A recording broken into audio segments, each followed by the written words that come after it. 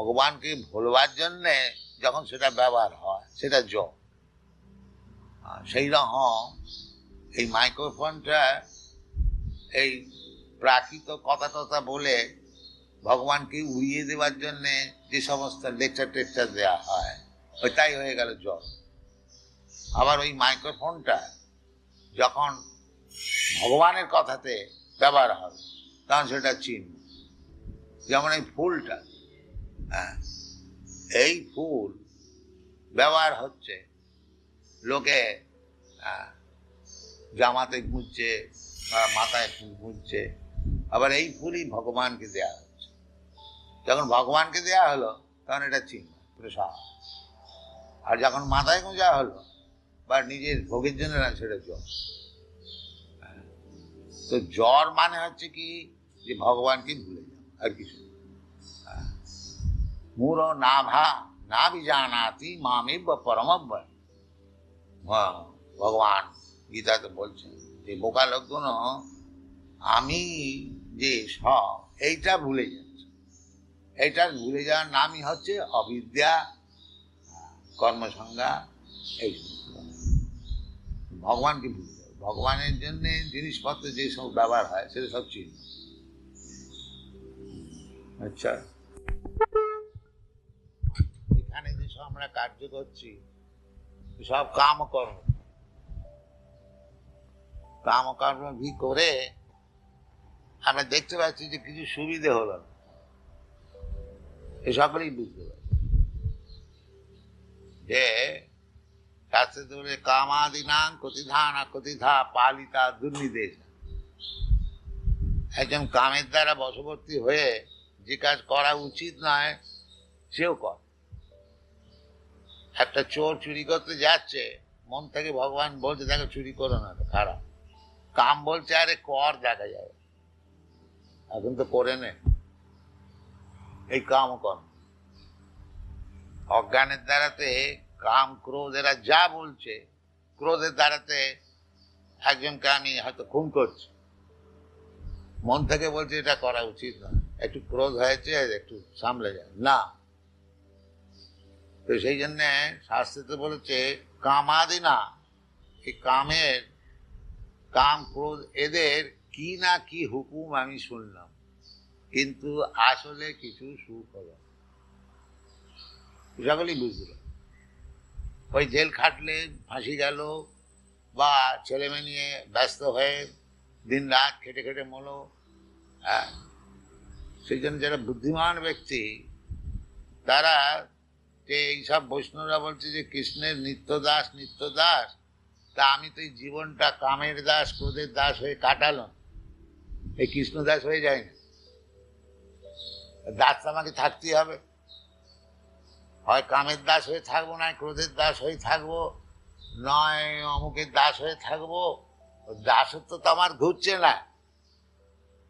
তবে এইসব দাসত্ব আমার করে কি হবে, একবার কৃষ্ণ দাসত্ব করে দেখি, ওইটা হচ্ছে হরে কৃষ্ণ।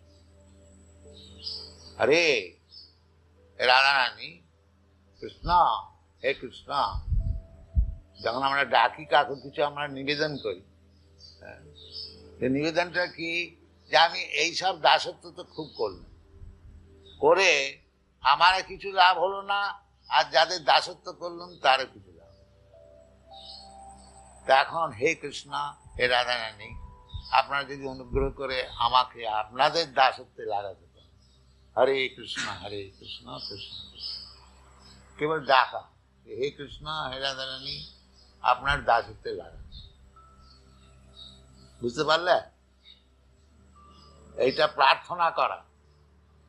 এই হরে কৃষ্ণ মানে যে আমি এই দাসত্ব সব করে আমার কিছু লাভ হলো না, খেটেই মোলা, এবারে আপনার দাসত্ব আমাকে লাভ।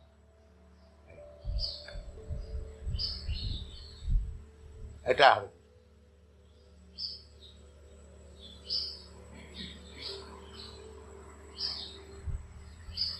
একজনকে ডাকা যদি যায়, ওহে ওহে ওহে, সে তো বলবে যে কি, কেন চাচাচ্ছ, কি চাই না, এটা কিছু বলতে হবে তো। সেই রকম কৃষ্ণকে ডাকা হচ্ছে, হে কৃষ্ণ হে রাধা রানী। কৃষ্ণ কি জন্য ডাকা হচ্ছে? যে আপনাদের সেবায় আমায় লাগা। নিজং ক্ষমাম আত্মদাসে, আমি এইসব দাসত্ব করে দেখলাম কি সুবিধা হলো না, আপনার দাসত্বতে লাগা, এই কাজটা আমাকে দেয়,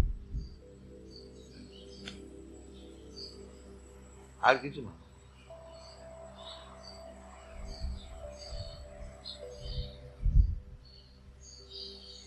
দাসত্ব তোমায় করতে হবে। ওই যে সব ভুল করে মনে করছে যে আমি মাস্টার হয়ে যাব, প্রভু হয়ে যাব, ওটা হবে। প্রভু হচ্ছেন কৃষ্ণ, ভোক্তানাং যজ্ঞতপসাম সর্বরূপময়। প্রভু হতে পারবেন, ওই দাস তোমাকে থাকতে হবে। তবে ওই একটা বড় দাস হব, অমুক দাস হব, তমুক দাস হব, কামের দাস হব, ক্রোধের দাস হব, লোভের দাস হব, মাৎসর্যের দাস হব, এইসব দাস। এইসব দাস হয়ে যাদের দাসত্ব করলে তারাও সুখী, তারাও বলবে না যে খুব তুমি করেছ, কেউ বলবে না। গান্ধী দেশের দাস হয়ে এত সেবা করলে তাকে গুলি করে মেরে ফেলবে, তার চেয়ে কেউ সেবা করতে পারবে? তার মতন দেশের সেবা কে করতে পারবে? কিন্তু ফলটা হলো কি না, দেশের লোক তাকে গুলি করে মেরে, তার মানে সন্তুষ্ট করতে পারেনি। সেই মায়ার দাসত্ব করলে কেউ সন্তুষ্ট হবে না, তুমিও সন্তুষ্ট হবে, কেবল সময় নষ্ট। শিগগির শিগগির কৃষ্ণ দাস হয়ে যাও, জীবন সফল। এই